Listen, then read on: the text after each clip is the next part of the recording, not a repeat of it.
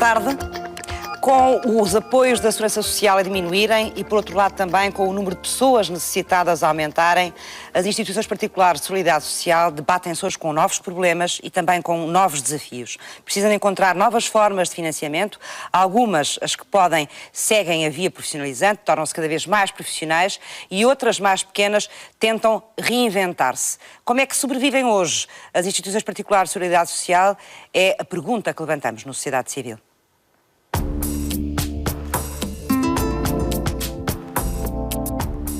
Numa altura em que o Estado é incapaz de dar resposta a todos os desafios, as instituições particulares de solidariedade social são parceiros estratégicos que muito contribuem para melhorar a qualidade de vida de crianças, jovens, adultos e idosos que, pelas mais variadas razões, necessitam de uma retaguarda de apoio. No entanto, em tempos de crise e de cortes na despesa pública, como sobrevivem e como se sustentam estas instituições quando o Estado tem menos dinheiro para as financiar? Será este o tema de hoje do Sociedade Civil. Mais à frente teremos mais um caso de empreendedorismo. O João Monteiro vem-nos mostrar a primeira rede social para viajantes, o Nomad Movement. E a fechar o programa, no espaço da agenda do Sociedade Civil, o Dr. Paulo Eno apresenta-nos o projeto solidário Apanha a Cabra, Coimbra meets Coimbra. Fique connosco e entre na conversa, porque este programa também é seu.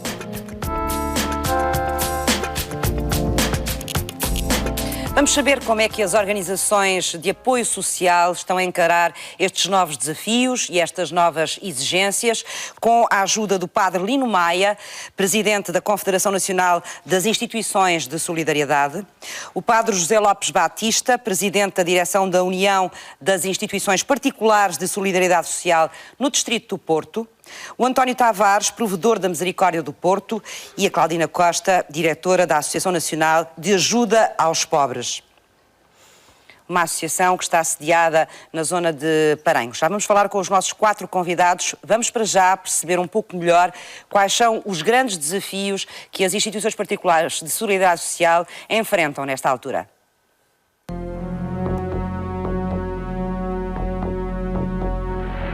Da educação à saúde, da infância à terceira idade, são muitas as instituições privadas de solidariedade social que se afirmam como parceiras do Estado ao dar resposta a muitas necessidades e dilemas sociais do país. O certo é que em tempos de cortes na despesa pública, são muitas as associações que se veem em abraços com sérias dificuldades financeiras para dar continuidade ao trabalho desenvolvido nas suas áreas de atuação. Estão asfixiadas, com atrasos de pagamentos do Estado que comprometem a continuidade dos serviços que prestam. Não só pode estar, como já está mesmo em risco. De facto, não há possibilidades de sobreviver com estes custos e com estes atrasos. E isto obriga, pelo menos, as instituições a redimensionarem-se, a encerrar serviços e provavelmente até uma ou outra a encerrar portas. Há menos dinheiro, mas a procura não tem parado de aumentar. Em tempos de crise, há mais pessoas a pedir ajuda. E se estas instituições prestam auxílio direto a mais de 600 mil pessoas, indiretamente a ajuda chega a muito mais gente. Temos almoços e também refeições para levar para casa para a noite. Isto para utentes de centros de dia, para crianças de infantários, de creches e de ATLs. Há uma necessidade por parte de populações cada vez também mais vulneráveis à crise, que recorrem a estas IPSS, quer para bens de higiene, quer para bens alimentares, quer para bens de apoio social, jurídico. Muitas delas estão a ser despedidas, estão a perder a sua casa e não têm dinheiro para recorrer a um advogado. E nós, nestas associações, não temos só o apoio social, temos o apoio jurídico, psicológico, nutricional e totalmente gratuito. O Estado reconhece a importância das IPSS, mas alerta para a necessidade de alterar o modelo de financiamento, privilegiando as instituições com melhores resultados e que melhor apliquem os dinheiros públicos. Posto isto, as IPSS têm procurado fazer uma ginástica na gestão das receitas, racionalizar as despesas e encontrar fontes de rendimento onde menos se espera, como no trabalho simbólico realizado pelos próprios utentes. Na instituição onde está, fazem muitos trabalhos destes? Um bocadinho. A senhora gosta? Gosto. Gosto muito de fazer estes trabalhinhos, gosto de fazer ginástica, gostamos de participar em tudo. Costumam fazer este tipo de trabalhos na instituição? Sim, estes e outros também. E estes, está a fazer esta senhora aqui, e aqueles também, e muitos, para passar o tempo. Tudo o que sejam iniciativas que permitam às instituições ter mais recursos para prestarem melhor serviço às pessoas carenciadas são sempre boas iniciativas, e nesta fase de crise em que as instituições têm falta de recursos e cada vez mais procura de pessoas a necessitar apoio, todas as formas de angariação de fundos que lhes permita dar esse apoio e com qualidade é sempre uma mais-valia. As mais-valias deste exemplo, o projeto União Solidária de Bragança, estão à vista, mas num país onde a inércia parece demorar o fim da crise e com o crescente aumento dos pedidos de ajuda, o desafio da sustentabilidade das IPSS continuará a ser um quebra-cabeças difícil de resolver. Se quiser participar no programa de hoje do Sociedade Civil, pode fazê-lo através do telefone. O número é o 227-156-256. Pode também colocar uma pergunta aos meus convidados desta tarde, ou então, se preferir, pode usar a página do Facebook do Sociedade Civil e deixar o seu comentário no tema anunciado para esta tarde, a sobrevivência das instituições particulares de solidariedade social. Padre Lino Maia, boa tarde, obrigada por estar connosco. É possível fazer um retrato de qual é a situação nesta altura ao nível das instituições de solidariedade? É possível, mas de facto a situação não é nada fácil, é difícil. Nós temos de cada vez mais pessoas a pedirem apoios às IPS e pessoas com mais dificuldades, com mais pobres, não é? E de cada vez menos recursos nas instituições. A situação é realmente difícil, não digo que seja insustentável, impossível, mas é difícil. Claro que isto obriga que as instituições se redimensionem, estejam permanentemente atentas à comunidade, abertas à comunidade, a pedir apoios à comunidade, e obriga também o Estado, de facto, a assumir obrigações que tem, obrigações diretas e obrigações que tem para com estas instituições. Como é que tem sido o diálogo, nomeadamente da Confederação, com o Estado nestes anos difíceis? Eu diria que o diálogo tem sido bastante consistente, bastante fácil. Noto o Estado, representado pelo Governo, não é? Claro. Noto que depressa o Estado percebeu que sem estas instituições não haveria, de facto, enfrentamento da crise e superação da crise.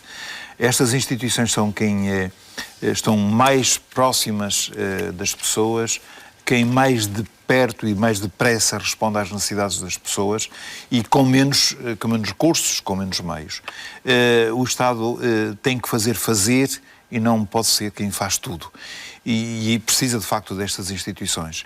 Eu penso que houve frutos, de facto, um processo importante, na medida em que houve um aligeiramento de obrigações, um abrandamento, de facto, de imposições, e por isso eu penso que estas instituições conseguiram superar algumas dificuldades e mostraram, de facto, qual é o caminho. E a Confederação, que tipo de apoio é que consegue dar a estas organizações?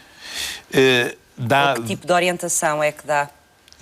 Por um lado, vai apelando permanentemente à resiliência, mas dá apoio jurídico, representa as instituições, ajuda na formação, vai inventando novas formas de apoio a estas instituições e vai apelando exatamente para que o Estado cumpra as suas obrigações. Eu penso que A CNIS, concretamente, neste momento goza, de facto, de uma boa imagem, exatamente por este tipo de serviço que vai prestando. Esta representação, este apoio, este apelo à resiliência, este apelo ao diálogo, este apelo permanente de abertura à comunidade, este apelo também ao reagrupamento de instituições, à partilha de serviços, à partilha de equipamentos. Eu penso que a CNIS, por tudo isto, goza de uma boa imagem e tem ajudado, de facto, a resolver algumas situações. Mais perto do terreno, José Lopes Batista, neste caso no Distrito do Porto, não sei quantas organizações é que representam, é o que representa a União? A União representa à volta de 370. 370. São organizações, imagino eu, de dimensões muito diferentes, umas das outras, de naturezas diferentes, com causas diferentes, com organizações diferentes. Como é que se tenta no terreno gerir este momento que é difícil para todas estas organizações? Ou como é que têm tentado aqui fazê-lo no Porto? Tem havido um pequeno esforço para que as instituições se coloquem em rede. Essa é a primeira, ou neste mandato que estamos a terminar, foi um dos objetivos fundamentais. Se conheçam umas às outras, se contactem umas às outras. E se relacionem e tenham consigam ter alguns objetivos comuns. Sem perderem a sua identidade. Sem perder a sua identidade e a sua autonomia. Como é que têm criado essa rede?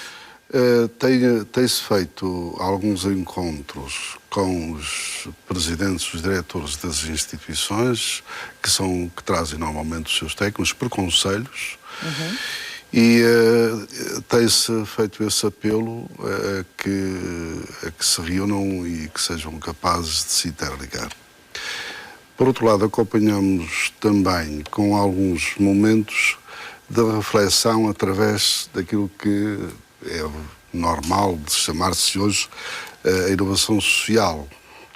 Ainda acabamos em novembro passado de realizar um encontro que estavam bastantes instituições reunidas, aonde aí nós damos sobretudo conta de ideias e sobretudo de exemplos muito concretos e reais de inovação que estão hoje a ser implementados na sociedade civil, sejam elas da União, sejam elas IPSS ou não, mas que sejam da sociedade civil. Modos de fazer diferentes, novos.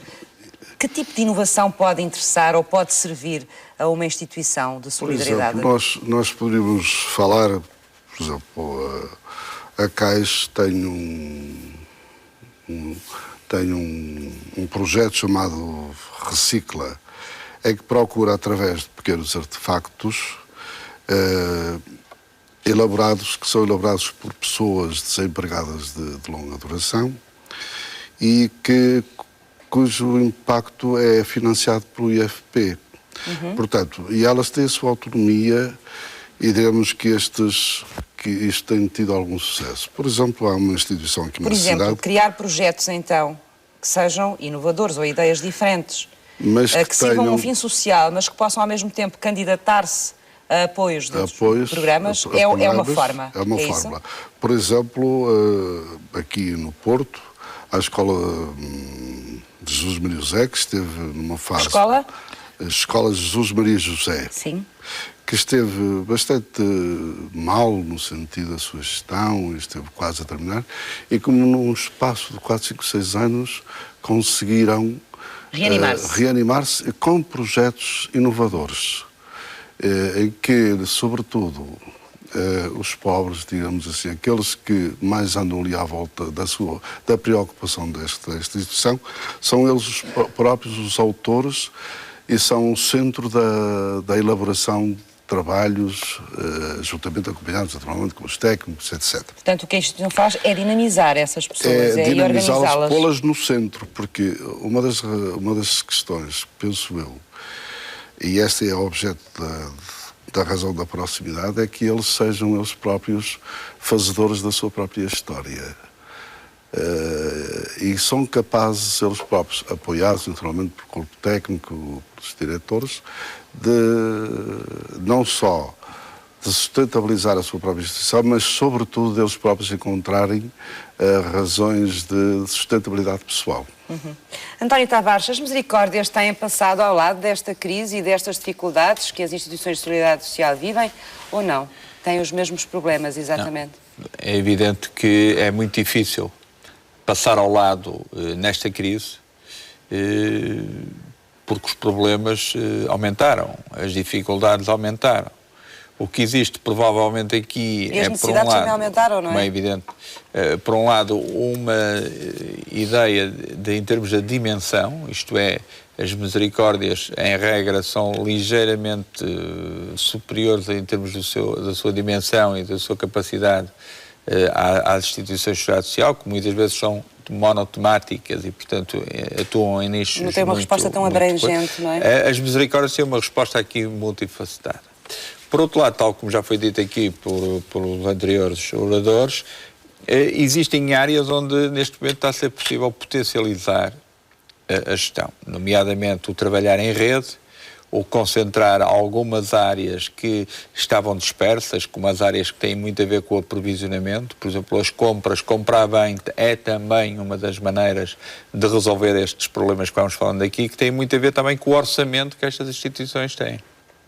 Nós tentamos diversificar esse orçamento. Por exemplo, na Santa Casa da Misericórdia do Porto temos uma parte substancial do nosso orçamento que é suportada por rendas, portanto por património imobiliário ou por património agrícola. Portanto, há aqui alternativas àquilo que é a contratualização. Era património que a Misericórdia já tinha, que outras Misericórdias também têm, só que passaram a geri-lo de uma outra forma, é? Geri-lo de uma forma mais objetiva, no sentido de procurar olhar para os resultados e não ter uma gestão menos objetiva, isto é, uma gestão mais profissional, envolvendo responsáveis que nestas também matérias, criar mais rendimento, porque o objetivo final é esse, nós precisamos criar alguma riqueza para podermos depois distribuir, claro. Não é? Falava-me que houve um esforço, tem havido um esforço no sentido de pôr as misericórdias a funcionarem em rede. Isso já está a acontecer? Já há misericórdias a funcionar em rede? E que tipo de trocamos, acima de ligações é que existem e que benefício é que se tira desse tipo de ligações? Desde logo a troca de informações, que é extremamente importante, no sentido de se uma misericórdia, por exemplo, aqui na área metropolitana do Porto, onde a proximidade é evidente, as pessoas saltam de Matosinhos para a Maia ou de Matosinhos para o Porto sem dificuldade nenhuma, muitas vezes não faz sentido que se ofereça aquilo que a Misericórdia no outro concelho já está a oferecer e oferecer bem. Portanto, não duplicar meios e não duplicar equipamentos. Como é que fazem isso? As misericórdias têm uma gestão autónoma, certo? Sim. Sentam-se à mesa e negociam? Sentamos à mesa, trocamos informação, acima de tudo valorizamos o princípio da oportunidade, isto é, se deve-se ou não fazer determinado tipo de investimento, porque estes tipos de investimento arrastam geralmente, nomeadamente equipamentos, recursos humanos, manutenção, conservação e, portanto, despesa que neste momento o Estado não está disponível para financiar e, portanto, tem que haver aqui também algum cuidado e, por outro lado, uma ligação com as famílias. As famílias hoje são chamadas também a participar no esforço coletivo, portanto, há uma participação clara em termos das partes das Santas Casas de Misericórdia, do Estado e também das famílias que se associam a este esforço, porque sem esse esforço não era possível darmos resposta neste momento aos imensos. Na Misericórdia do Porto nós apoiamos por dia mais de 1000 pessoas e, portanto, para podermos apoiar aquelas que verdadeiramente necessitam, temos também que ter a ajuda daqueles que têm alguma capacidade financeira. Claudina Costa, bem-vinda. Obrigada por estar connosco também. A Associação Nacional de Ajuda aos Pobres é uma associação com uma natureza um bocadinho diferente de algumas daquelas que estivemos aqui a falar, com uma gestão mais profissional, com muito mais gente, com muito mais história também, em termos de tempo e implantação no terreno. No caso desta associação, ela nasceu de um certo voluntarismo, não é? De uma necessidade e de uma vontade de ajudar. Sim, e depois foi-se organizando. Também Sim. sentiu essa necessidade de se ir organizando. Quer contar-nos um bocadinho a história desta associação? A história da ANAP nasceu exatamente com a minha filha, porque desde muito cedo ela teve o curso dela de igreja, foi até aos escoteiros e a partir daí foi sempre na ajuda ao próximo. E tinha vontade de... E tinha vontade sempre, a estudar e entretanto, sempre na ajuda dos amiguinhos, Sim. ou porque os amiguinhos se estavam a divorciar, ou porque os amigos não tinham não tinham livros, e então a minha filha estava sempre Portanto, era muito atenta às necessidades dos colegas, mesmo na escola, enquanto estava a estudar. às vezes até me tirava as coisas lá de casa E procurava que me soluções faziam para os ajudar a isso. que me faziam falta a nós. Mas foi sempre nessa vertente. Quando chegou aos 16 anos, e sempre foi na vertente de voluntária. Quando chegou aos 16 anos, ela tinha uma ideia incrível de ser assistente social e, portanto, pediu ao pai queria criar uma instituição para dar, só para dar. Ao princípio não achamos grande piada, como é óbvio, não é? Porquê?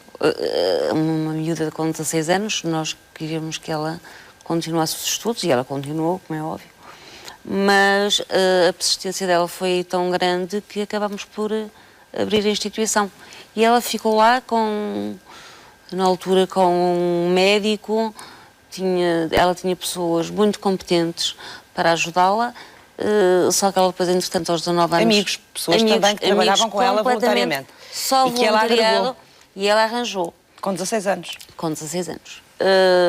Depois, pronto, o percurso dela foi mudando. Aos 19 anos, aos 20 foi mãe, e agora está com outro percurso de vida, é enfermeira, e portanto... Mas a instituição manteve-se, a associação manteve-se. Sim, sempre. Empurrou-me e eu fui. E estou lá eu. Portanto, ficou a mãe. Fiquei eu. Mas a obra é dela, na prática. A obra é dela. O que é que faz esta associação no dia-a-dia? Qual é o vosso trabalho? O nosso trabalho começou por, inicialmente, darmos cabazes mensais, doados... A pessoas necessitadas em Paranhos só, ou no Conselho do Porto? Conselho do Porto.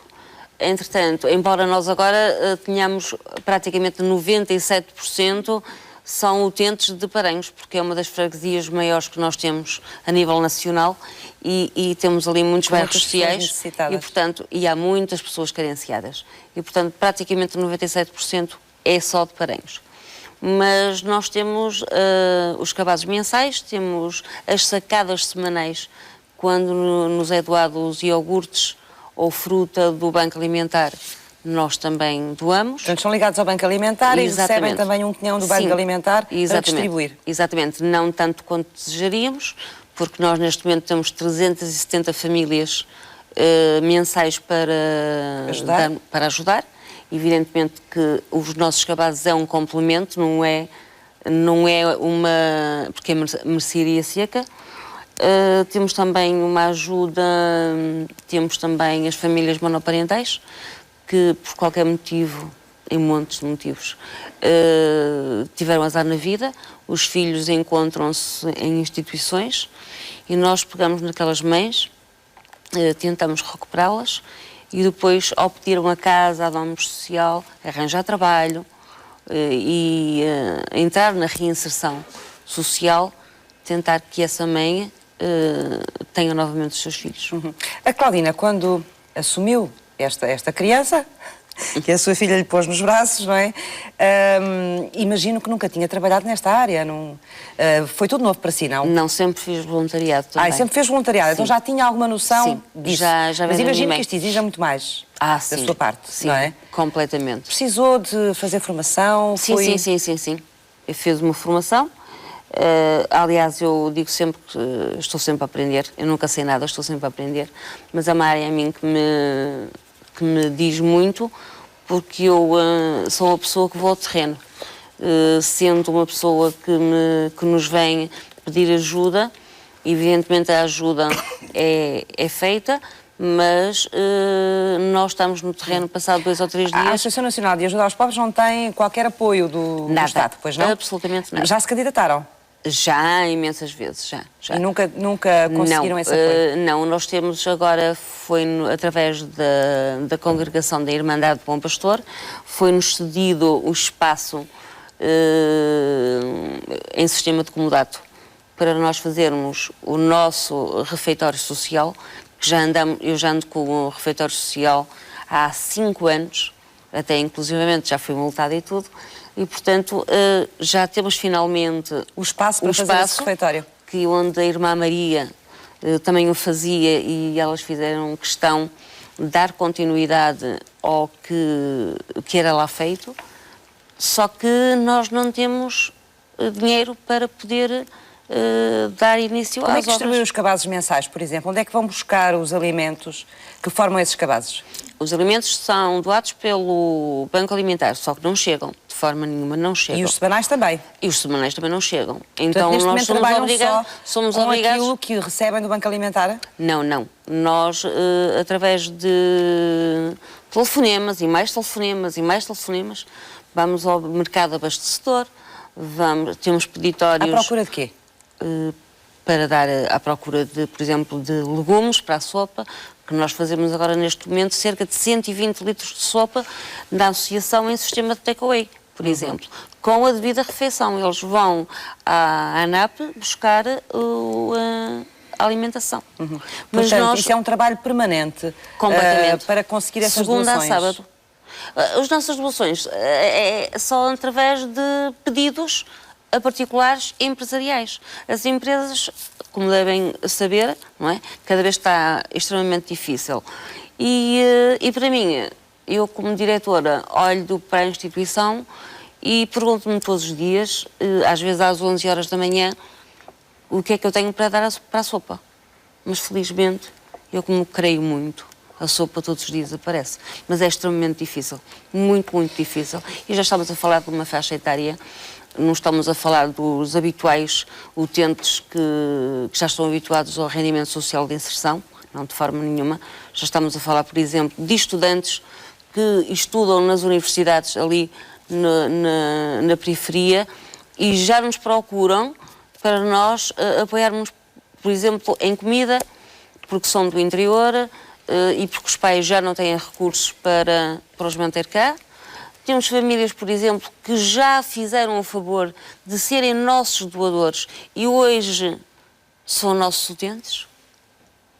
Portanto, nós temos que nos consciencializar que as coisas estão más e nós, como instituição, nós podemos ter outros recursos, por exemplo, eu estou certa que com o refeitório social, que é a Segurança Social, que irá, que havemos de ir a bom porto, como eu costumo dizer.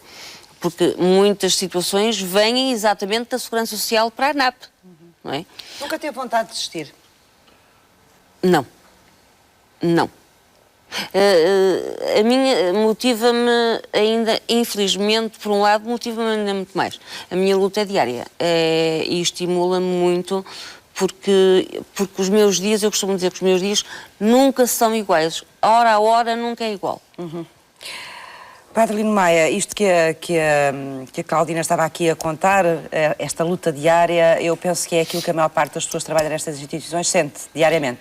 São instituições mais pequenas, maiores, mais bem organizadas, com gestões mais simples, depende. Mas acha que, de uma forma geral, as instituições de solidariedade social perceberam, mentalizaram-se que precisam de mudar a sua forma de funcionar, com exemplos, por exemplo, que o António dava aqui há pouco, precisam de ser mais profissionais, precisam de procurar inovação e precisam, na prática, de estar no terreno de uma outra forma? Claro, muitas instituições começaram de uma maneira um bocado voluntarista, não tínhamos dúvidas. Sim, não é? muitas começaram provavelmente como a Claudina aqui nos descreveu, não é? Com o esforço diário de pessoas que querem ajudar. E tem feito maravilhas, foi dado um exemplo, não é? Mas nós estamos a falar de um universo onde tem havido uma grande evolução.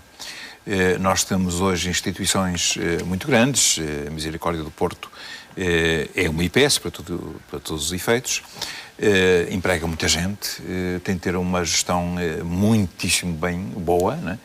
E nós temos por esse país filiadas na CNIS. Não é? É uma empresa com uma função diferente. 700 pessoas a trabalhar. Nós temos muitas IPS no país com mais de 300, 400 trabalhadores. Aqui na cidade de Porto temos uma outra também com cerca de 400 trabalhadores, a obra diocesana, dispersa com serviços por toda a cidade. Isto obriga, de facto, a uma gestão muito acentuada, muito forte, muito profissionalizada. Os dirigentes são normalmente voluntários, né? E isso penso que é importante. E a maior parte desses dirigentes ou estão ou estavam de alguma forma preparados para isso, ou seja, tinham formação suficiente para poder impor essa gestão profissional das instituições ou não? A necessidade criou o órgão e para isso é que também existe uma CNIS e uma União das Misericórdias e uma União de Mutualidades, para ajudar também estas instituições, também diria que na formação, na profissionalização, na boa gestão. Também, como foi já dito, para que, de facto, elas trabalhem mais em rede e não é necessário que estejam todas a fazer o mesmo, é importante é que partilhem, de facto, recursos, partilhem conhecimento, e isso é, de facto, muito importante. E tem havido uma grande evolução. Nós estamos a falar de um universo, no conjunto destas IPS que a CNIS de algum modo representa.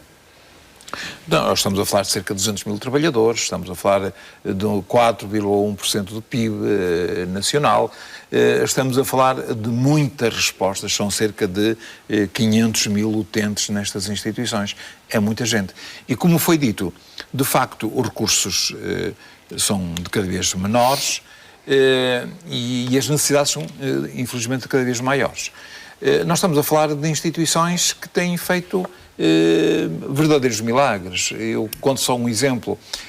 Praticamente tudo aquilo que é feito no apoio a pessoas com deficiência é feito por IPS, por instituições de solidariedade, que estão quase todas elas ou na União das Misericórdias ou na CNIS.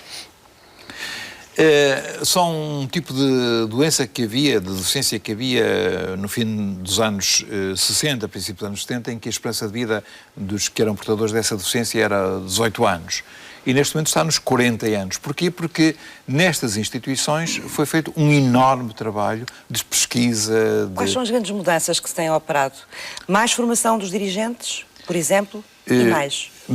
Sem dúvida, a formação de dirigentes, a partilha de equipamentos, aliás, isso também isso é uma realidade já?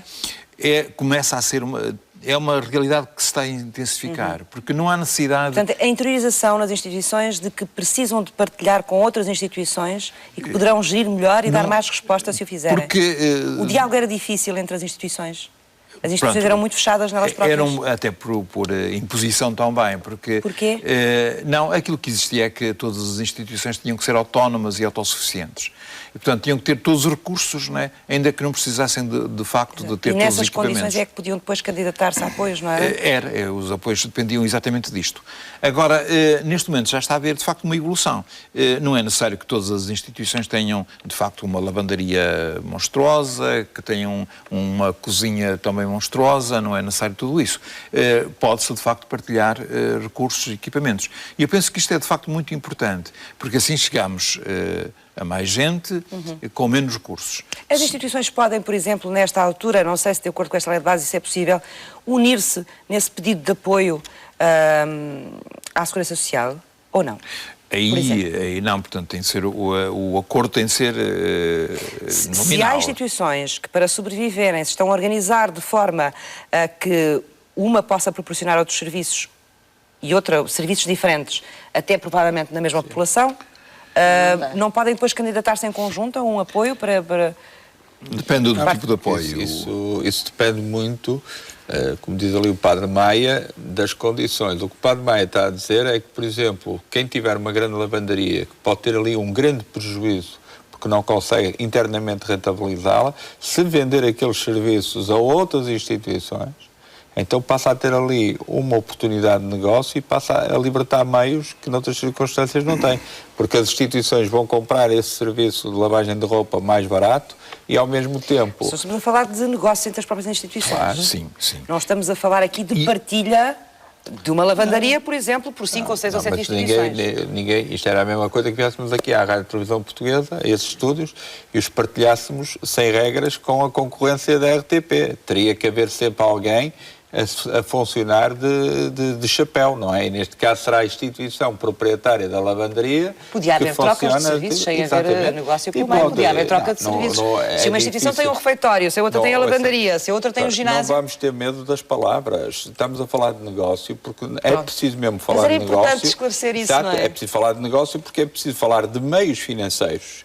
que possibilitem não só assegurar o emprego às pessoas que estão ali, porque se não houver ali negócio, aquela lavandaria inevitavelmente vai fechar mais à frente, porque não há dinheiro para pagar os salários daquelas pessoas. Então não estamos a falar bem de partilha.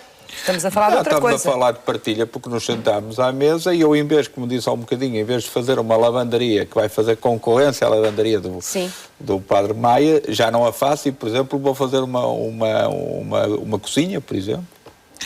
Partilhamos a informação. Claro. É evidente que muitos destes equipamentos são não totalmente, mas parcialmente financiados por erário público, não é? E, portanto, aqui tem que haver, de facto, muita transparência, muito equilíbrio, não pode haver, de facto, é negócio, sem dúvida, mas tem que ser o mais claro possível, o mais transparente possível. Por isso é absolutamente importante que haja esta clarificação.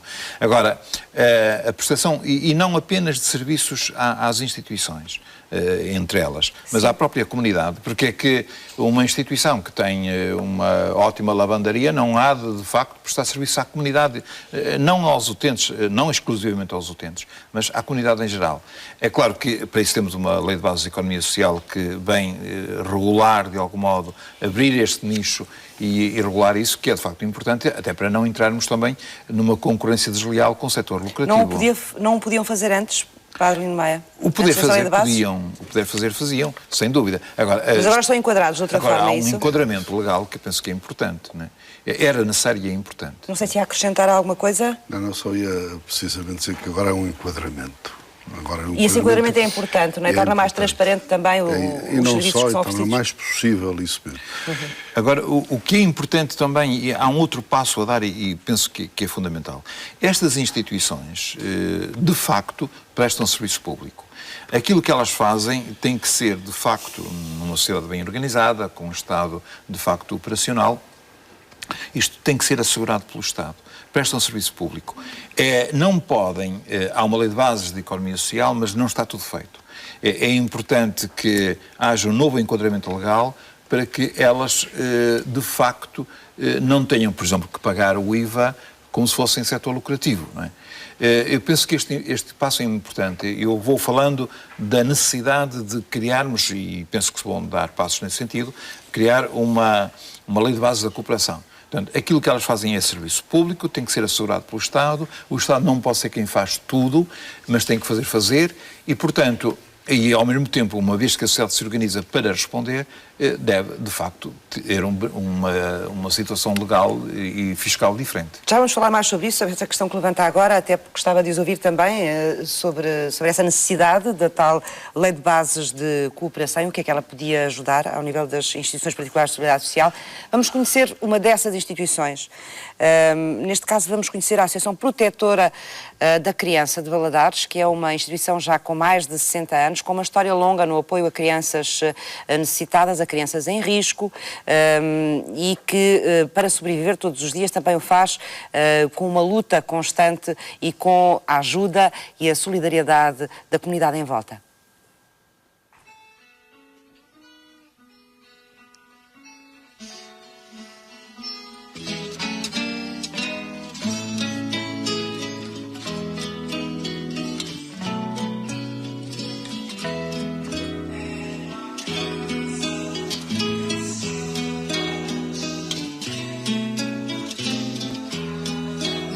Esta também é uma casa muito engraçada, mas aqui não falta o teto, não falta nada.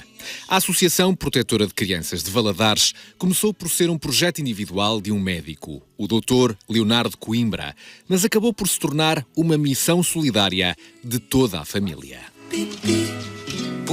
Criou esta instituição no sentido de acolher crianças e jovens abandonados. Daí que o nome na altura fosse Associação Protetora da Criança contra a Crueldade e Abandono.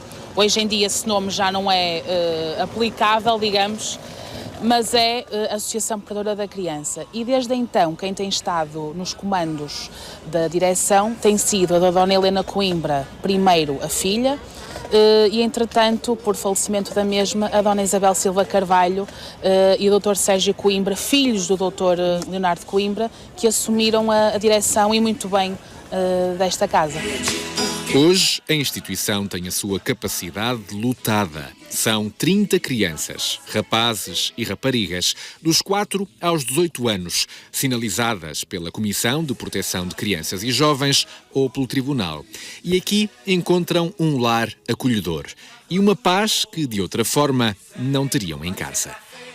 O que se pretende aqui nunca é, nem nunca será substituir a família, mas dar-lhes, enquanto eles aqui permanecerem acolhidos, o melhor ambiente possível para que algumas das feridas, algumas das lacunas que foram sendo abertas, não é, se fechem ou se curem, nem que seja por poucos, assim, paulatinamente, para depois ser possível o regresso à família ou a outro projeto de vida, não é?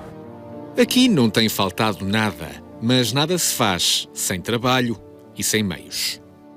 Nós estamos aqui a falar muito sinteticamente num acordo que foi feito base com a Segurança Social, em que é dado um bolo que corresponde a um X por criança, e através do plano Ser Mais, que é o antigo plano DOM, recebemos uma ajuda extra que vem complementar e fazer um bolo total de cerca de 20 mil euros.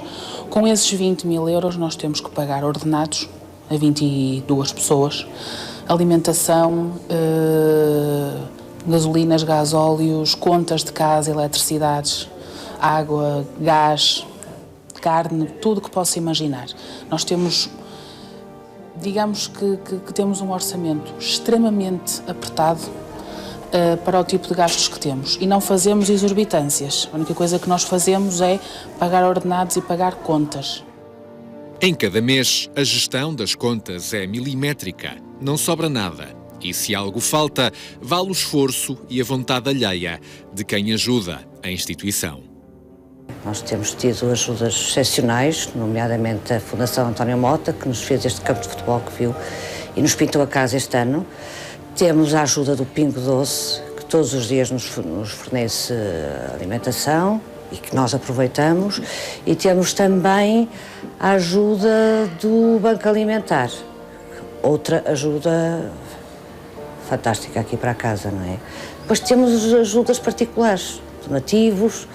E assim, são um balão de oxigênio. Completamente, para a casa. Isto realmente é uma ginástica financeira muito grande. A pessoa, às vezes, por vezes, chega ao fim do mês e é um bocadinho complicado. Portanto, se não são estas ajudas individuais e coletivas, era difícil. Portanto, eu posso dizer que nós somos um povo generoso, não temos ainda uma cultura solidária, não é? Todos os dias da semana, 365 dias por ano, este lar é muito mais do que uma simples IPSS. É uma família. Ajudá-la não é difícil. Pode tornar-se sócio da associação por apenas 25 euros anuais. Dê o seu contributo para que esta casa continue engraçada e a ser o teto seguro para quem dele mais precisa. O sorriso de uma criança vale tudo? Vale tudo, tudo. Outras vezes uma pessoa sai daqui um bocado cansada, esgotada e lembra-se da cara deles, assim, já vai com outra elã para casa. Falamos hoje sobre a situação das instituições particulares de solidariedade social, sobre a forma como estão a sobreviver a estes dias mais difíceis. Pode participar também neste programa, já sabe, para isso precisa telefonar para o 227-156-256 se quiser colocar alguma questão. Gostava de ouvir também o José Lopes Batista, o António Tavares e a Claudina Costa sobre esta necessidade, falava o Padre Lino Maia ainda agora, de alargar, digamos assim, de alguma forma, o enquadramento das instituições particulares de sociedade social através de uma lei de bases de cooperação. Bom, eu penso que esta proposta que o Padre Maia traz aqui, além de ser pertinente, é necessária. Na medida em que as instituições de sociedade social têm tido muitas vezes sinais errados da parte dos governos e do Parlamento sobre qual é o seu próprio papel. Há pessoas que na sociedade portuguesa defendem que o Estado deve fazer tudo, isto é, o Estado deve estar a gerir as suas próprias instituições, quando o que tem-se provado, e ultimamente o Estado nesse domínio alterou o seu comportamento, é que as instituições de segurança social, porque estão exatamente mais próximas das pessoas, porque estão a funcionar em rede junto às suas comunidades, dão respostas muito mais focadas nos problemas das pessoas. Vimos agora este caso que são sobre crianças, mas há imensos casos. Há acompanhar jovens que abandonam o sistema escolar a meio, há o problema dos idosos, há o alojamento social de emergência, há o problema da saúde mental e do Alzheimer. Portanto, e as respostas nem sempre são iguais, consoante a comunidade em que se inserem esses problemas. Que quando uma instituição parte com esta dedicação, este empenho e mesmo, porque não dizê-lo, com este voluntarismo para tentar resolver um problema, que o Estado não altera as regras de jogo. E o que acontece muitas vezes é que o Estado altera as regras de jogo. Umas vezes porque os corredores têm 10 metros, depois devem ter 12, depois devem ter 8. Ora, isto causa, além de ser um desperdício muito grande do ponto de vista financeiro, causa uma perturbação imensa. Ao mesmo tempo, existindo o problema... Portanto, falta estabilidade legal falta estabilidade, nesta área. Não só legal, como também de orientação. Porque nós estamos hoje a caminhar para aquilo que eu denomino um Estado Social de terceira geração. Isto é, um Estado Social que tem hoje que se alterar um bocadinho em relação àqueles que foram os seus paradigmas fundacionais. Porquê? Porque hoje temos mais idosos, temos menos ativos a trabalhar, portanto há problemas claros no financiamento desse Estado Social. E não temos que ter medo de chamar os parceiros, como neste caso são as instituições de Estado Social, para virem ajudar à solução que o Estado tem. Por isso esta lei de enquadramento da cooperação poderá dar a estabilidade. Há um bocado o Padre Maia falava das questões fiscais. Isto é incrível, porque tirar 10, 15% a uma IPSS é tirar-lhe uma fatia grande do seu orçamento para entregar ao Estado em impostos, que provavelmente o Estado depois a seguir vai tapar buracos de grupos financeiros ou de bancos ou de outros. Quer dizer, o sistema tem que ter alguma coerência na sua construção, na sua arquitetura e também na sua ideologia. Por isso é importante que haja estabilidade fiscal, estabilidade legislativa e, acima de tudo, uma forte vontade política de querer ter as IPSS como parceiros, porque muitas delas, como se vive, vivem da dedicação das pessoas. Isso ajudava, portanto, as organizações também a definirem melhor o seu rumo, não é? E a perceberem com o que é que contavam e como é que poderiam trabalhar. Exatamente. E a planear um pouco o seu trabalho. Quando isso é possível planear. No caso da Associação da Claudina, nem sempre é planeado ao dia. Mas eu gostava de ouvir também sobre isso, em termos legais, que dificuldades sente, o que é que acha que era necessário fazer, que tipo de enquadramento é que era possível fazer para dar mais estabilidade ao trabalho destas associações? Para nós era extremamente difícil, era bastante importante nós, pelo menos, garantir que, ao final do mês, nós tivéssemos dinheiro para pagar o essencial, que é a renda, a água, a luz e as telecomunicações. Porque nós temos utentes, pessoas sem abrigo, que também vão lá tomar banho. Também lavamos a roupa das pessoas sem abrigo que estão instaladas em Paranhos.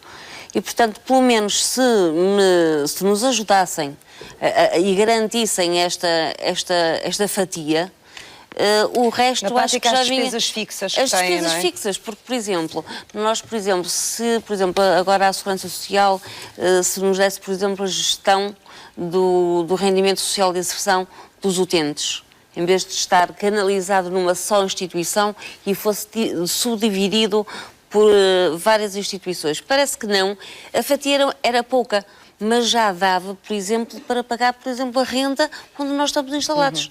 Porque nós temos pessoal... Vocês são uma associação legal, portanto... Exato, nós somos uma IPSS. Tem número nas finanças também. Exatamente. O que é que acha, por exemplo, do que a vossa associação paga às finanças?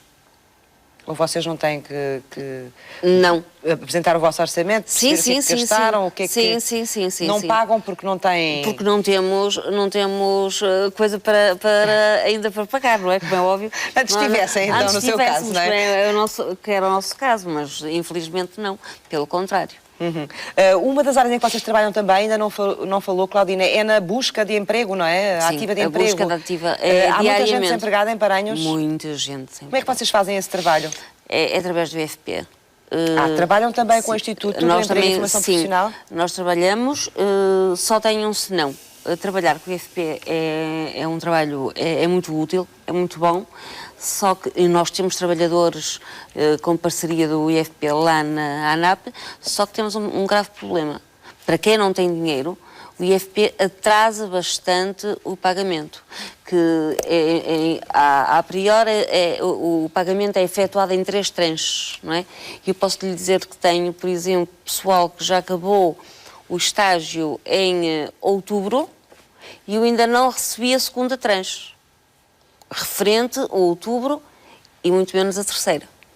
Portanto, neste momento o IFP deve-nos dinheiro. E, portanto, isto é extremamente difícil, gerir a instituição. E as pessoas? E as pessoas, porque nós, por todos os efeitos, estamos a ter as pessoas para colaborar, temos as pessoas num sistema de reinserção e temos tido bastante êxito, só que depois nós, a ANAP, empancamos, porque é, ou devemos a água, ou por exemplo, neste caso, nós em qualquer altura, hoje, amanhã ou depois, podem-nos cortar a luz. Se eu tivesse o dinheiro da IFP, eu já teria as minhas contas pagas, só que não tenho, porque o IFP também não cumpre na hora exata os pagamentos como tinham ficado acordados, é isso? Exatamente. O que é que vos respondem? Estão a fazer contas. Estão a fazer contas? Exatamente. A resposta que eu tive na passada sexta-feira, estamos a fazer contas. Para saber quando é que têm que pagar e como é que têm que pagar. Mas até funciona. Eu não quero dizer que não funciona. O sistema até funciona muitíssimo bem. Sim, só quando chega à fase do pagamento é que as coisas atrapalham, não é? E nós temos que andar sempre à frente do IFP. Já Batista, a União também funciona com parceiros, não é? Fora da União, que tipo de parcerias é que estabelecem? Quem são os vossos parceiros? Onde é que procuram apoio? O nosso grande parceiro são as instituições que nós representamos. As tais 370 que há pouco referi. Também têm problemas destes, algumas, não é? Algumas têm, mas eu penso que chegou um momento, e a lei de bases para isso nos vai obrigar, penso eu, que é preciso de falar menos em pobreza e mais em dignidade. E nós confundimos um bocadinho isto tudo, ficando muito especados, muito virados, muito voltados só para as questões de sustentabilidade e só para as questões de dinheiros. O setor social é muito mais do que isso. São pessoas. É dignidade. E as pessoas, eu digo, que tornam as instituições, de facto, algo que, não sendo perfeitas, são algo que são razão da nossa dedicação. Eu lembro-me quando iniciei a minha vida na zona da Pasteleira, 40 e tal anos como parque da Pasteleira, vivi 27 anos num bairro camarário. E foi a Segurança Social, na altura o IFAS, que veio ter comigo para dizer se eu queria ser apoiado por eles.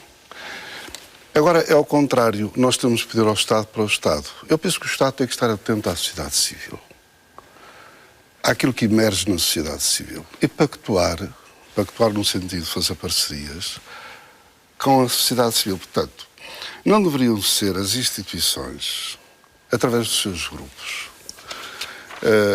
a estar numa atitude permanente de mão estendida. Isso não é dignidade. Isso é outra coisa. Eu não estou a dizer que seja uma má coisa. Mas eu acho que o Estado, e no seu, tem que fazer naturalmente parcerias, tem que fazer o seu trabalho, que é de estar atento à gestão das coisas, aos dinheiros públicos e essas coisas. Primeiro, não há nenhuma instituição que viva a 100% do Estado. Estamos a falar da IPSS. Não há nenhuma. Portanto, quando se diz a 100% que o Estado beneficia, isso não é verdade. E o Estado sabe disso. Há uma parte muito grande que é feito de outras maneiras, de outros jeitos, e até por parte de dirigente da sociedade onde as próprias instituições estão, a partir dos seus utentes, a partir de outras coisas assim. Portanto, não é verdade que haja aqui 100%. Agora, também há uma outra coisa que eu fico um bocadinho, desde sempre fiquei assim um bocadinho, sou favorável a que haja modelos de gestão claros, que haja técnicos excelentes, que haja regras que obriguem as instituições a determinados patamares, Mas nesta, como noutras coisas, nós estamos num país, não sei se é de terceiro, se é de segundo, se é de primeiro, se é de quarto grau, patamar, mas estamos com leis acima das nossas possibilidades. Portanto, é um disparate. O que é que quer dizer com isso, leis acima das Quer dizer, nossas obrigam-nos a determinado tipo de condições, mesmo ao nível da gestão, mesmo ao nível não sei de quê, que eu acho que uma coisa é estar atento a uma gestão clara, objetiva, etc, etc, mas depois libertar um bocadinho todo o sistema que nos quase que também coloca as instituições demasiadamente voltadas para os dinheiros, para isto, para aquilo, as para questões outro. Técnicas, não é? Não só técnicas, eu gostava que fossem técnicas ao nível do encontro com as pessoas, com os miúdos, com os deficientes, isso é que eu acho que é técnico. Agora, também é uma a gestão técnica, também é isso, mas agora, eu acho que deve haver transparência, que deve haver isso tudo. Mas, sinceramente, não estou a dizer... O que é que acha, por exemplo, que o Estado exige demais às instituições? Onde há vários cabarás, porque não obedecem às leis de patamares que deveria ser uma habitação, deitasse tudo abaixo e depois não se fazia outra coisa. Não, quer dizer, há instituições que têm de ter as condições plausíveis, as condições, etc., para caminhar, mas eu acho que nós... sem as instituições, sem esta sociedade civil, não era ter possível, em Portugal, concretamente aqui no Distrito também, ter-se feito a coesão social, sem grandes alarmes, sem grandes questões, ter-se feito o apoio social. Isto é preciso ser reconhecido, eu penso que o Estado também o reconhece.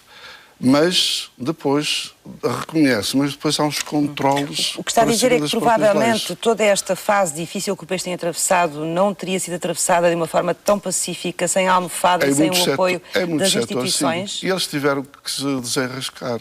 As instituições tiveram que estar no terreno. Agora, depois, quando se vem pedir contas, ou quando se vem pedir não sei o quê, faço como se isso não fosse verdade. Exato, mas eu gostava muito que me explicasse em concreto em que é que acha que o Estado exige demais às instituições. Todo o sistema, por exemplo, o sistema burocrático, todo o sistema de controle que faz, tem que haver controle, mas o sistema em si, a forma, asfixia as instituições. Está a perceber o que é que eu digo? Acho que há aqui realidades que eu penso que estamos em caminho para que muitas destas coisas sejam alteradas. Exceto o Padre Lino, como está mais na área central, saberá dizer isso melhor e quais são as perspectivas e as previsões. O que eu quero dizer é o seguinte, é de uma gestão em que nós falamos sempre que temos deveres para com o Estado. O Estado tem deveres para connosco. Tem deveres para com a sociedade civil. É por isso que ele lá está. Eu só estou, mas eu não devo nada ao Estado. O Estado deve-me. Deixe-me usar assim a expressão. Deve porque nós estamos a fazer o nosso trabalho por vocação própria, por natureza própria, porque emergimos da sociedade civil, porque antes do Estado era a sociedade, como dizia o Dom Manuel Clemente, tudo isto. Agora, o que eu acho é que chegou o momento de passarmos, de facto, a uma parceria, mas um certo aligeiramento de algumas realidades. Nem também por parte das instituições. Estarem sempre com o credo na boca ou estarem sempre de mão estendida. Eu penso que quando estive na pasteleira, aqueles anos todos, raramente eu estendi a mão ao Estado. Melhor, raramente eu fui ter com o Estado. Conta-se uma ou duas vezes. Quase nunca fui. E neste momento sou obrigado, estou, por exemplo, com a Fundação da Senhora das Candeias, que são, vocês há bocadinho estavam ali a falar de Valadares, os internados, os LIS, etc, etc.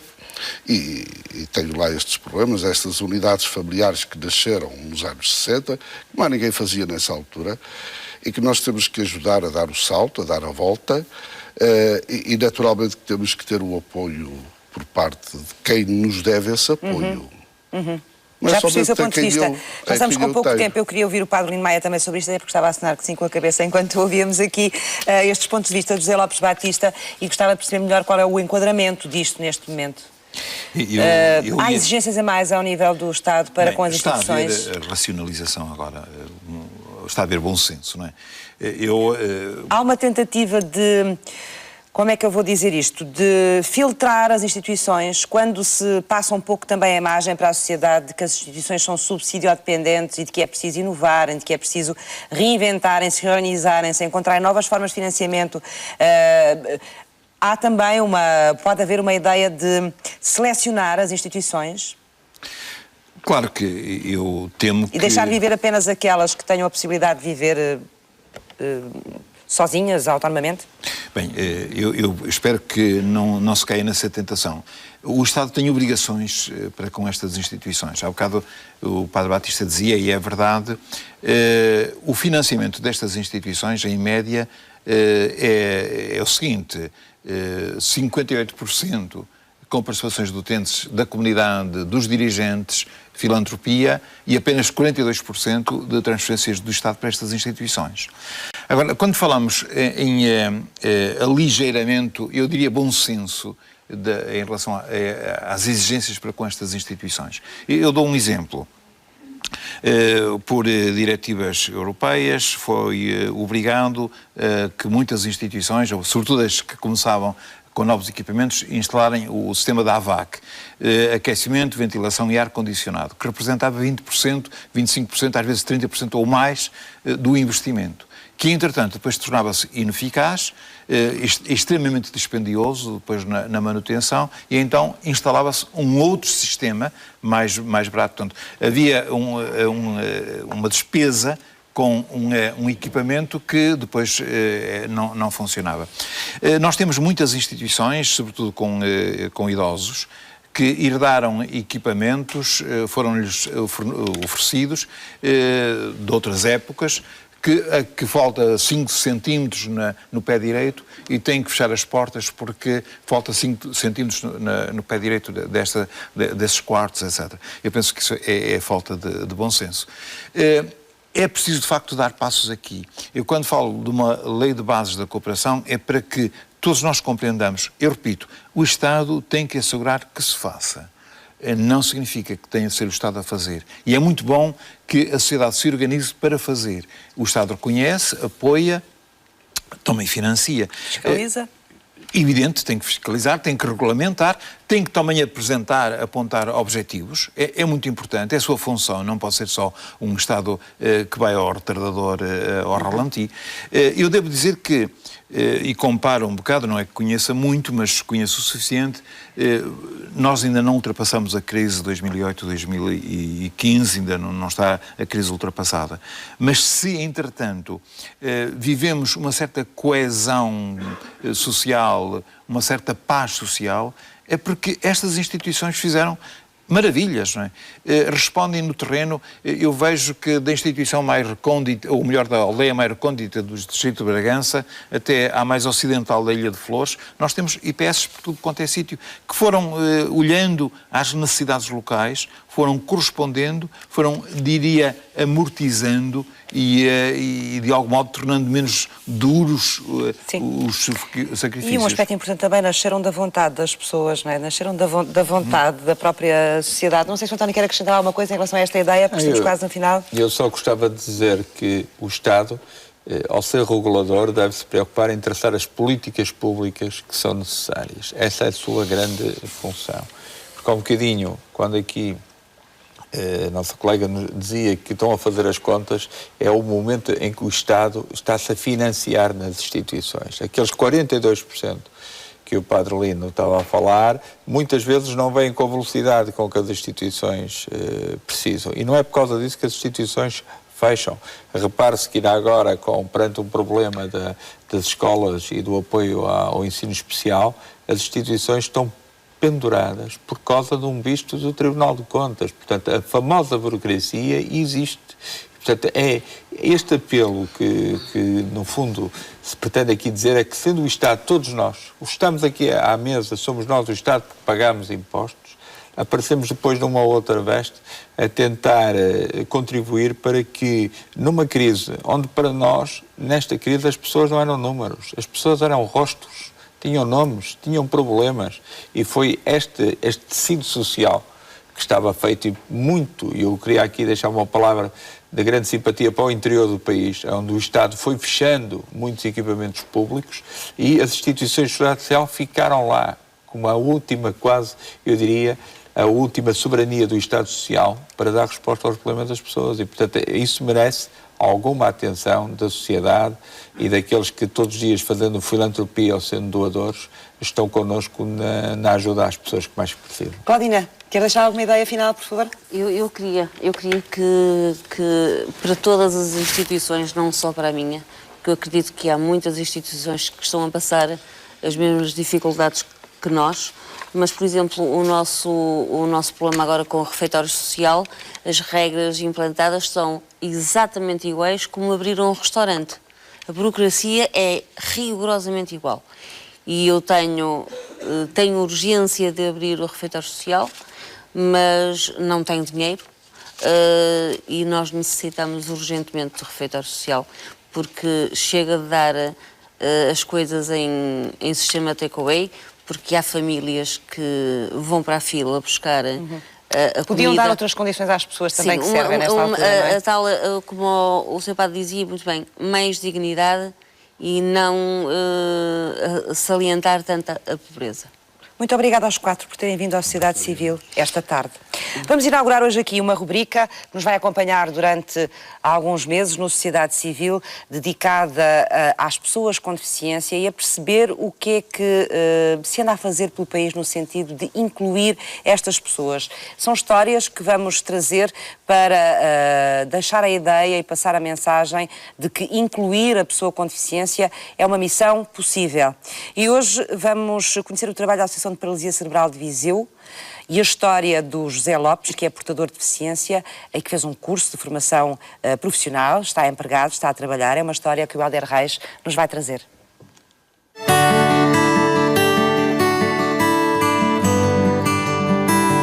Em Portugal existem mais de 240 mil pessoas que apresentam uma deficiência num dos 5 sentidos. Centro a minha atenção em Viseu.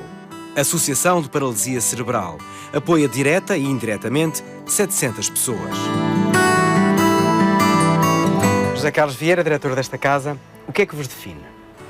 Define-nos uma instituição que presta serviço à pessoa, ao jovem com paralisia cerebral, à criança também, no distrito de Viseu. Um serviço com qualidade desde 1982. Nós temos diversos serviços, desde a intervenção precoce, o Centro de Atividades Ocupacionais, o Centro de Recursos para a Inclusão, os lares residenciais, o ambulatório de reabilitação, uma resposta muito forte, e esta que eu sublinho com muita importância, porque são todas as crianças, os jovens, os adultos, que vêm de todo o distrito de Viseu. Trabalhar na reabilitação e com pessoas com paralisia cerebral não é um trabalho fácil. Onde predomina a multideficiência é efetivamente um trabalho muito, muito, muito difícil. É um trabalho muito persistente e de honrar aqueles que se dedicam a esta causa e a abraçam com bastante amor. Eu também, que sou um pai com um jovem com deficiência, sei quanto é difícil trabalhar com um jovem com deficiência. Há aqui uma questão que eu continuo sempre a dizer, que é a seguinte: o nosso trabalho é sempre um trabalho de insatisfação. Havendo uma pessoa que tem necessidades e que precisa de ver satisfeitas as suas necessidades, quem está à frente de uma organização tem que ser, por natureza, uma pessoa insatisfeita. A formação profissional é uma aposta desta instituição. Carpintaria, jardinagem, assistente administrativo, informática. Emprega 6 portadores de deficiência e motiva a qualificação profissionalizada. Emprego significa integração.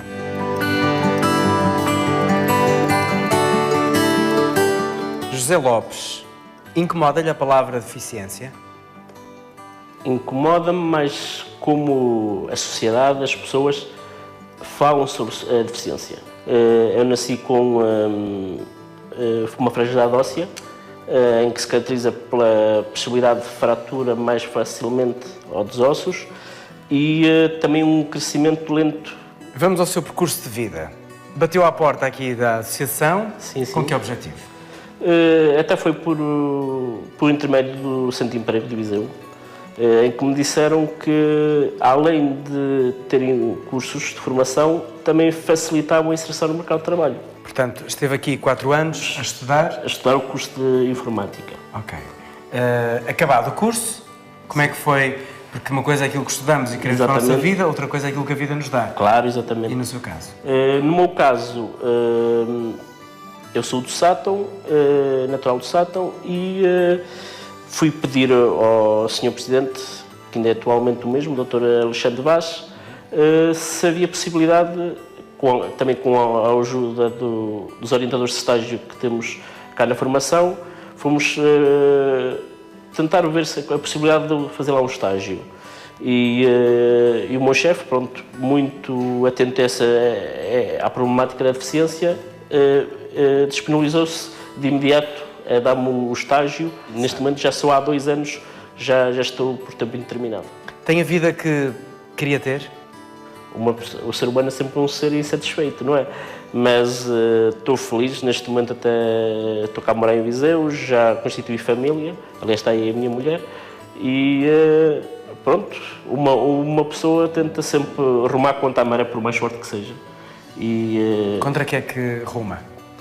Quais são os obstáculos? Os obstáculos é desemprego, pronto, isso é comum a todos, mas infelizmente ainda há muito preconceito no que toca à deficiência propriamente dita. Preconceito é o maior obstáculo? Preconceito. Que importância é que teve e importância é que tem esta casa na sua vida? Muito, porque graças a ela, neste momento tenho um emprego. Eu aqui não só me formei academicamente. Deparei-me com uma realidade que eu também pertencia à classe dos preconceituosos, digamos. Por exemplo, acha que o nosso país dá as ferramentas suficientes às pessoas portadoras de deficiência? Não. Sente-se devidamente apoiado como família, como pessoa deficiente? A nível de familiar, sim, mas... E a nível de país? País, não. Quando pega na sua vida toda, nos legos todos da sua vida, é um homem feliz? Sim. Pronto, estou realizado, tenho emprego, tenho família, tenho saúde. Acho que assim considero-me uma pessoa muito feliz.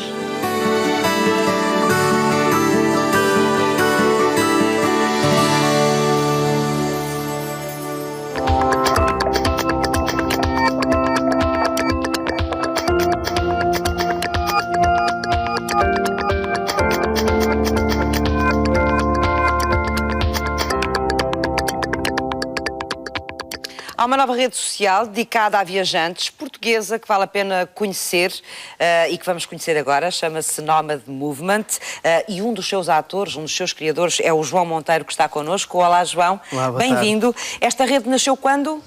Começou a nascer em janeiro de 2013. Está ativa desde quando? Não está ativa ainda. Ainda não, vai estar ainda. Vai estar ativa daqui a uma semana para quem contribua na nossa campanha de crowdfunding. Pois é, estão a fazer uma campanha de crowdfunding. Exatamente. Vamos então perceber como é que nasceu esta ideia. Vamos sim. Eu acho que, para explicar melhor como isto surgiu, acho que é um bocado de contar a nossa história. Nós, antes de mais, somos uma rede social para viajantes. Estamos aqui a ver a homepage. Sim.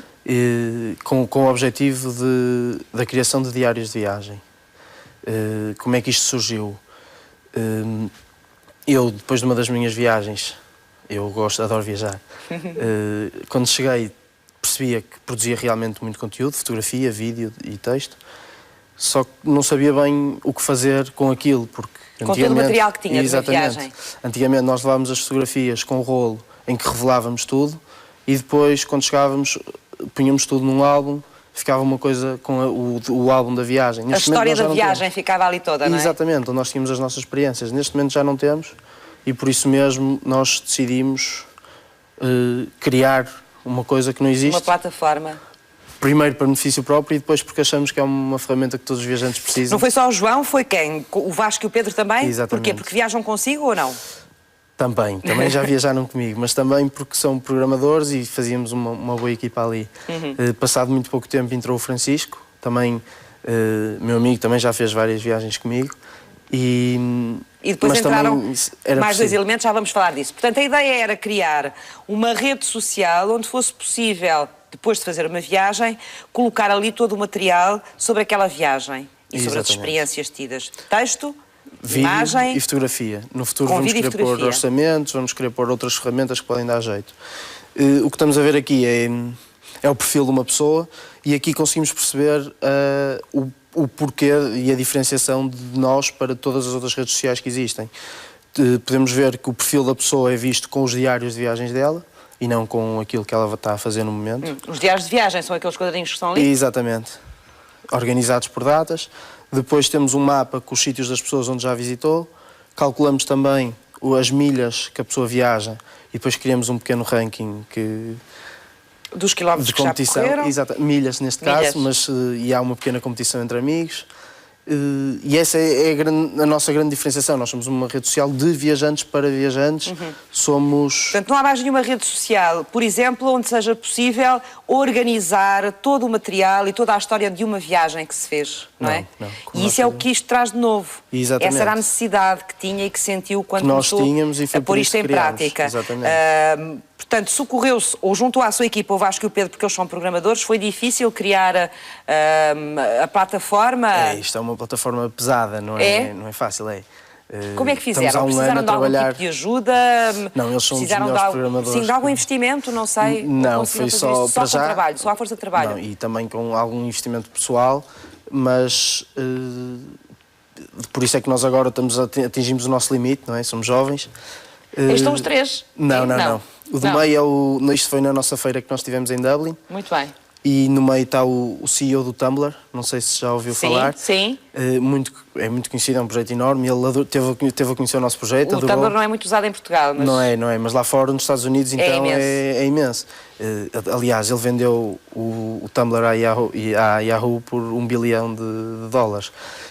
Ou seja, ele é um nome gigante na tecnologia, teve a conhecer o nosso projeto, adorou, isso para nós é ultra gratificante. O projeto está pronto para começar a funcionar, esta rede, e vocês querem que esta rede seja uma rede internacional. Sim. Ou seja, isso tudo em inglês até agora. Por isso é que vocês têm o nome também em inglês, não é? O movimento nómada ou Nomad Movement. O que é que vos falta agora para dar esse salto de porem esta rede disponível? A rede está montada, a rede vai estar disponível. O que nos falta agora é aquele impulso, que é a parte financeira, que nós já não temos possibilidades de... Que é o quê? Vocês precisam de... Nós queremos, isto é a nossa equipa toda. Falta a Sarah da Austrália, porque está na Austrália, não vinha para aqui. É o Pedro e o Vasco do lado esquerdo. Tem uma australiana também já, Temos não é? uma australiana, exatamente. Qual é o papel dela no... Ela é copywriter de profissão, é jornalista, também já fez... ajuda-vos com os conteúdos, exatamente. Não é? Depois temos a Matilde, o Francisco e eu, do lado direito. Muito bem, está aí a equipa toda. Mas estava-me a dizer... O que é que vocês precisam nesta altura? Precisam de dinheiro, na prática. Exatamente. Quanto é que precisam? Porque nós pedimos 30 mil euros para nos sustentar no próximo ano. Nesta campanha de crowdfunding? Exatamente. Para desenvolvermos a aplicação móvel e para pormos no mercado, porque isso tem custos. Queremos desenvolver para Android e para a Apple. Depois queremos também custear os servidores, porque um servidor de uma rede destas não é barato. Pois. Então, já me disse que é uma plataforma pesada, não é? Exatamente. E depois quanto mais gente tiver também a movimentar, mais pesada fica. E para aquilo funcionar tem que estar em bons servidores, ou seja, ele já está em bons servidores. Agora, nós precisamos desta ajuda para financiar um bocado... Onde é que está a vossa campanha de crowdfunding? Está na Indiegogo, estamos a ver agora uma imagem sim da campanha inicial. Hoje, quando é que a abriram? Abrimos dia 17 de dezembro, foi quando apresentámos o Nomad Movement ao público. Sim. E... já estamos um bocado mais do que temos aqui na imagem, mas... Sim. Mas precisam de mais apoio, não é? Precisamos de mais, exatamente. Tem pouco mais de 1.000 euros para 30 mil? Quase 2 mil neste momento. Ainda tem muito que andar. Até quando é que vão fazer esta campanha de crowdfunding? Até ao fim de janeiro. Até ao fim de janeiro. Vão tentar outro tipo de apoios também neste momento ou não? Vai ter que ser. Nós não queríamos para já porque o projeto ainda está muito pequenino. Queríamos tentar arranjar um investimento deste género, que é financiamento coletivo. Mas vamos ter que procurar um investidor para dar o salto, porque um projeto destes, para ir para o mundo, precisa precisa de financiamento. Vocês estiveram em Dublin também, não é? Numa feira de tecnologia, exatamente, foi isso? Numa das maiores da Europa.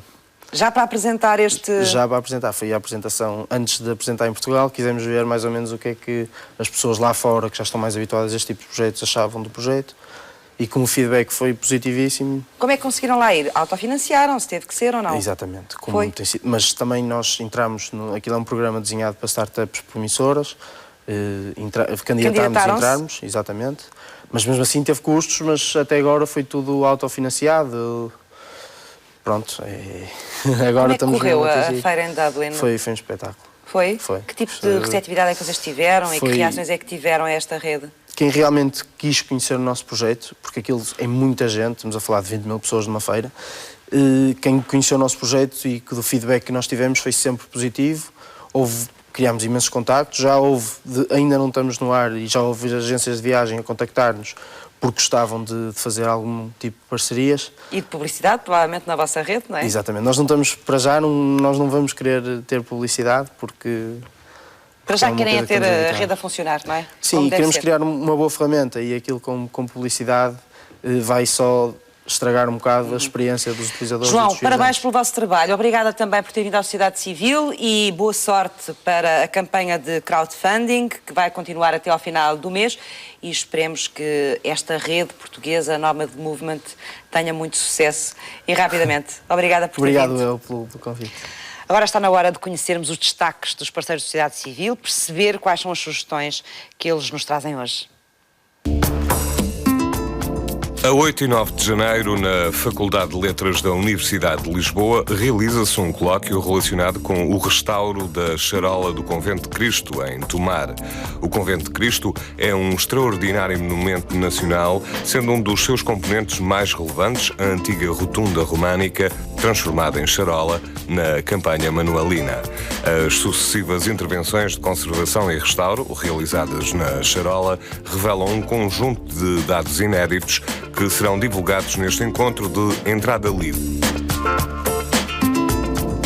No antigo refeitório do Mosteiro dos Jerónimos, em Lisboa, está patente a mostra 70 cavaquinhos, 70 artistas. Esta exposição visa dar visibilidade ao pequeno instrumento de cordas que acompanhou as migrações dos portugueses e deixou descendência no Brasil, Cabo Verde, Havaí e Indonésia. A exposição O Tempo Resgatado ao Mar exibe 300 peças desde a época pré-romana ao século XX.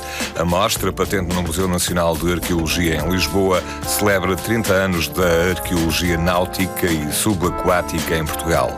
No seu âmbito está a ser promovido um ciclo de debates com o título Conversas a Bordo, que se destina a especialistas e públicos interessados no conhecimento do mar. Sabor e Arte, Receitas de Pratos Mediterrâneos é um livro que resulta da parceria da Associação Portuguesa dos Nutricionistas com o chefe Jorge Sousa. Na obra, aos pratos típicos da dieta mediterrânica é adicionado o iogurte, havendo 24 receitas originais e saudáveis divididas pelas 4 estações do ano.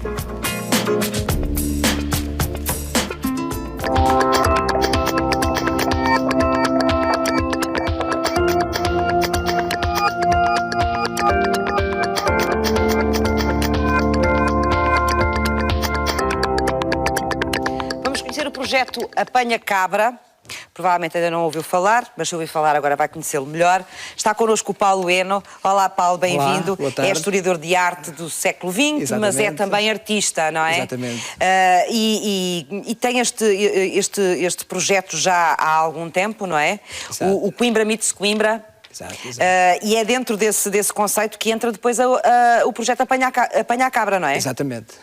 Vamos explicar antes de mais, para quem não saiba ainda, o que é o Coimbra Meets Coimbra? Portanto, o Coimbra Meets Coimbra foi realizado pela primeira vez por Tiago Reis Marques e João Lopes em 2008. E teve como fundamento englobar toda uma série de pessoas que tivessem uma perspectiva tanto do ponto de vista social como do ponto de vista artístico. Essas duas dinâmicas, conjugando a perspectiva social e a perspectiva artística, deu com que se criasse essa organização Coimbra Meets Coimbra, que desde 2008 desenvolve toda uma série de atividades, fazendo com que essas atividades estejam sempre interligadas com o estabelecimento. Tem duas vertentes, não é? Exatamente. Apoio social, ação social e cultura. Exatamente. Em conjunto, ou através da cultura. Através da cultura, fomentamos ajudar principalmente pessoas carenciadas.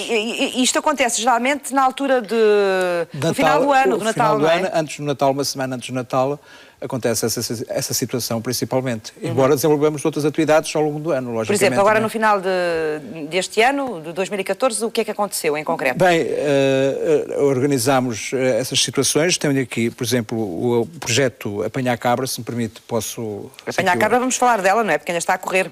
Exatamente. Mas posso falar já... Falamos já a seguir. Já a seguir, mas concretamente... Isto acontece tudo em Coimbra, não é? Exatamente, acontece em Coimbra. Pronto. E depois há aqui uma série de coisas que vocês fazem ao longo da época de Natal. Da época de Natal, não é? Sim. São coisas relacionadas, logicamente, com a época natalícia que têm especificidades muito concretas.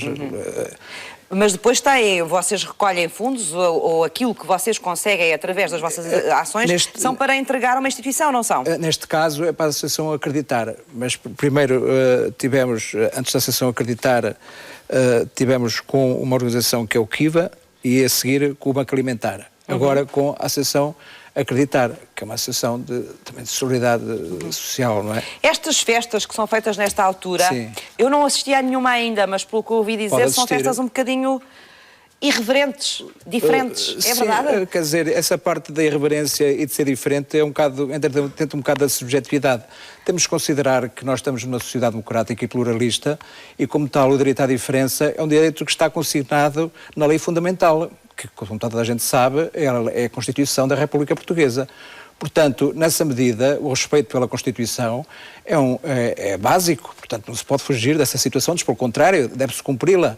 E nessa medida é que o direito à diferença, e englobando nomeadamente, neste caso, as artes, e neste caso a vanguarda artística, está perfeitamente enquadrado numa sociedade democrática e pluralista, principalmente a sociedade que se criou, logicamente, depois do 25 de Abril, logicamente. Está mais do que defendido. Agora, na prática, depois, porque é que elas são irreverentes, as festas? Ou em que é que... As festas são irreverentes, e eu vou depois ter a oportunidade, com certeza, se me der de interpretar rapidamente, porque dá o tempo, presumo eu, 3 composições de pessoas muito importantes da história do século XX, dentro da musicologia contemporânea, são irreverentes porque, digamos, a musicologia ou a música que é passada nessas festas, etc., por diversos mostram coisas diferentes. Mostram realmente tipologias musicais e musicológicas completamente diferentes daquelas que as pessoas normalmente vão a uma discoteca absolutamente Portanto, normal. Também é uma forma das pessoas conhecerem outras coisas e alargarem horizontes. Exatamente, é uma forma das pessoas... Exatamente, musicais, sociológicos, antropológicos, porque depois as pessoas também se conhecem umas às outras. Há uma intercomunalidade entre as diversas gerações. Sim. Aparecem pessoas com 50 anos, com 60 anos, aparecem pessoas com 25 anos, etc. Portanto, dentro dessa ramificação... Mas depende da curiosidade de cada um, não é? A curiosidade não tem idade. Exatamente, a curiosidade não tem idade. Estava-me a dizer que trouxe-me alguns exemplos de temas musicais e de obras que passaram por essas festas, é isso? Sim, quer dizer... John Cage tem ali... Vai aqui o John Cage, que realmente é uma figura incontornável e um dos grandes génios do século XX. Embora já tivesse interpretado aqui no Bom Dia ou pela Manhã, há 20 anos atrás, o 433, que acho que foi o único na televisão portuguesa e mundial, penso eu, o minuto do 433, que é a composição de silêncio, trouxe outra composição para interpretar de John Cage, que é uma composição que também, penso eu tenho quase a certeza que é a primeira vez no mundo que se interpreta esta composição, que esta composição ainda é mais, digamos, radical do que o próprio 433. Muito bem. Música radical. Radical é melhor do que irreverente. Acho que funciona melhor no tipo de música que se ouve nestas festas Coimbra meets Coimbra. Não vamos poder passar pelas outras todas, mas já percebemos, e provavelmente já viram lá para casa, que há outras também tão irreverentes ou tão de ruptura como foi o trabalho de John Cage. Vamos falar de Apanhar Cabra, porque ainda está a acontecer. Sim. O que é o Apanhar Cabra? Portanto, é um leilão. É um leilão. Algumas crianças internadas no Hospital Pediátrico, crianças da Associação Acreditar e alunos do Colégio Bissaia Barreto, dão largas imaginação e pintam 4 cabras feitas em gesso. Portanto, é um material que denominamos... São cabras grandes ou pequeninas? Depende sempre da criatividade de cada uma. São por crianças. Logicamente, as crianças têm que ter todo o tipo de liberdade. Todos nós deveremos ser crianças até o fim da vida. E como tal, era uma coisa ditatorial estar a impor às crianças o que é que se devia fazer. Portanto, aliás, elas é que sabem. Elas é que sabem. Elas têm que fazer exatamente. as cabras. Exatamente. Cá estão elas, está aqui uma. Estão Exatamente. feitas as cabras. Exatamente. E as cabras feitas por estas crianças são para vender. Depois para vender, não é? Já venderam algumas? Já vendemos algumas, tanto a pessoas particulares como a associações, etc. É uma forma de, digamos, de reter alguns fundos, não é? Para desenvolvermos a Mas nossa... ainda falta vender algumas cabras, não é? Falta vender algumas cabras, e algumas cabras até podem ser personalizadas de acordo com o nome da pessoa, etc. Não é? Como é que as pessoas podem ver onde é que estão essas cabras e comprá-las, se quiserem? É só contatar a associação. Está a acreditar? Está a acreditar, exatamente, a acreditar. Muito bem.